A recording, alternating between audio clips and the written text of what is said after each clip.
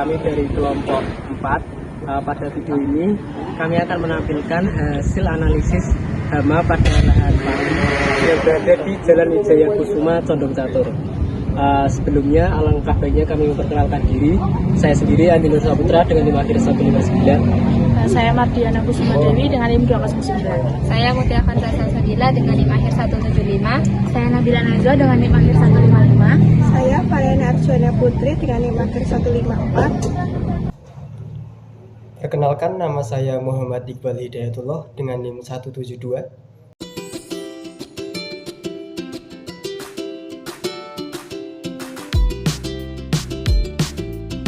Halo teman-teman, jadi di video kali ini kami akan menguraikan penjelasan mengenai hama dan pengendaliannya pada lahan padi. Lahan padi yang kami amati adalah lahan kering, di mana tentunya akan jarang sekali terdapat hama seperti keong ataupun ulat. Tapi, supaya lebih tahu, mari kita analisis bersama. Jumlah sampel yang kami amati adalah sebanyak 20, dan kami menemukan beberapa jenis hama serta beberapa musuh alami di lahan padi kali ini. Selamat menonton! Belalang adalah serangga yang termasuk dalam ordo Orthoptera. Ada beberapa jenis belalang yang sering menyerang tanaman padi, seperti Oxia spp dan Locusta migratoria. Siklus hidup belalang dimulai dari telur, nimfa, hingga dewasa. Mereka berkembang biak dengan cara bertelur di tanah. Gejala serangan belalang pada tanaman padi biasanya terlihat dari daun yang robek atau terpotong. Serangan belalang dapat menyebabkan kerusakan parah pada tanaman padi. Mereka memakan daun dan batang padi yang mengakibatkan penurunan hasil panen. Dampaknya tidak hanya dirasakan oleh petani, namun juga dapat mempengaruhi ketersediaan pangan di masyarakat. Oleh karena itu, pengendalian belalang sangat penting untuk dilakukan. Ada beberapa cara untuk mengendalikan belalang pada padi.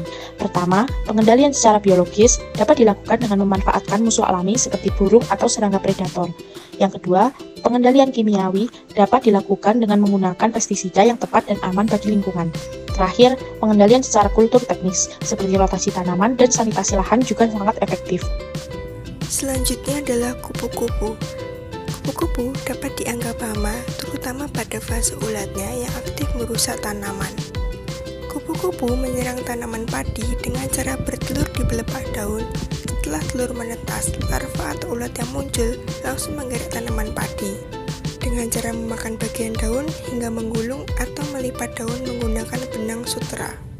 Pengendalian yang dapat dilakukan yaitu memanfaatkan musuh alami seperti tawon, menangkap kupu-kupu dewasa menggunakan lampu perangkap pada malam hari untuk mencegah bertelur, dan penggunaan insektisida berbahan aktif yang menembus dan mengeringkan telur serta bersifat sistemik dan kontak untuk membasmi kupu-kupu dewasa dan larva. Untuk musuh alami dari kupu-kupu saat menjadi hama padi adalah parasitoid, yaitu seperti tawon parasitoid kecil yang menyerang telur dan tawon parasitoid lain yang dapat menyerang larva dari si calon kupu-kupu.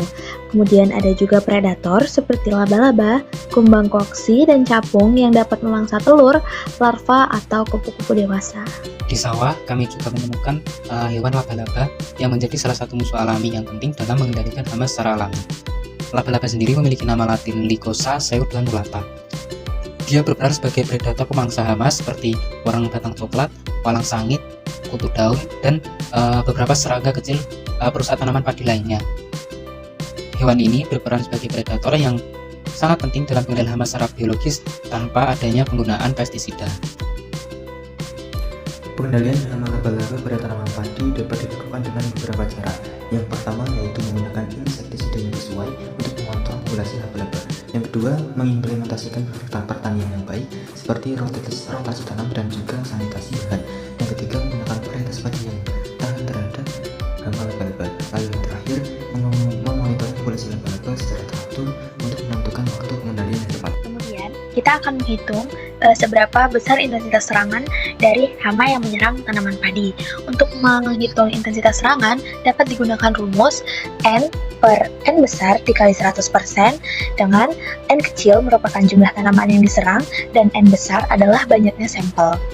Untuk intensitas serangan dari hama belalang sendiri, itu kami mendapatkan ada tanaman sejumlah 4 tanaman yang terserang hama belalang dibagi dengan jumlah sampel kami yaitu 20 dikali 100% dengan hasil adalah 20%. Kemudian untuk jumlah intensitas serangan dari hama kupu-kupu sendiri, kami mendapatkan ada 3 tanaman padi yang terserang hama kupu-kupu dibagi dengan jumlah sampel yaitu 20, kemudian dikali 100%, dengan hasil intensitas serangan adalah 15%. Kemudian untuk perhitungan intensitas serangan keseluruhan dapat dihitung dengan cara menjumlahkan jumlah serangan belalang dan kupu-kupu, kemudian dibagi dengan jumlah total tanaman sampel dan dikalikan dengan 100%. Dengan rumus tersebut diperoleh hasil intensitas keseluruhan yaitu sebesar 35%. Hasil tersebut menunjukkan bahwa serangan hama pada tanaman padi termasuk ringan. Sekian video dari kami, semoga bermanfaat.